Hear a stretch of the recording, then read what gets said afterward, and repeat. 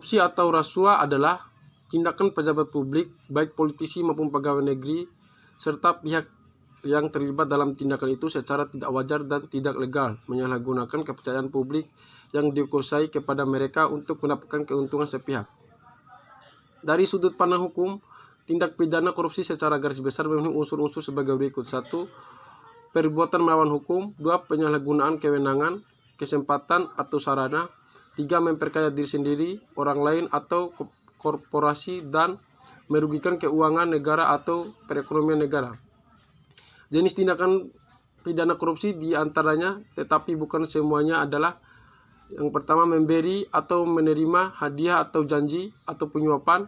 Yang kedua, penggelapan dalam jabatan. Yang ketiga, pemerasan dalam jabatan. Yang keempat, ikut serta dalam pengadaan atau bagi pegawai negeri atau penyelenggara negara dan menerima gratifikasi bagi pegawai negeri atau penyelenggara negara. Dalam arti yang luas, korupsi atau korupsi politisi adalah penyalahgunaan jabatan resmi untuk keuntungan pribadi.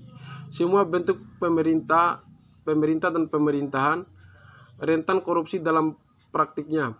Beratnya korupsi berbeda-beda, dari yang paling ringan dalam bentuk penggunaan pengaruh dan dukungan untuk memberi dan menerima pertolongan, sampai dengan korupsi berat yang diresmikan dan sebagainya.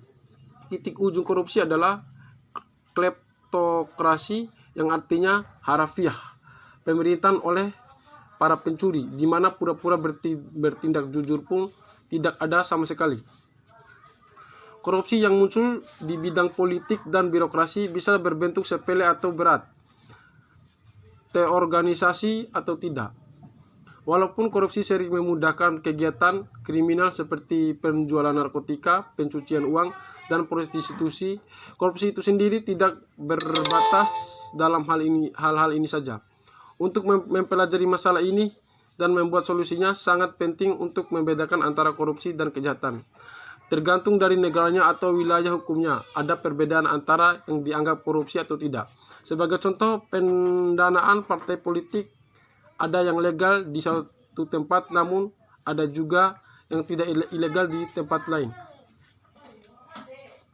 Ya, sekian dari saya. Wabillahi taufiq wal hidayah. Wassalamualaikum warahmatullahi wabarakatuh.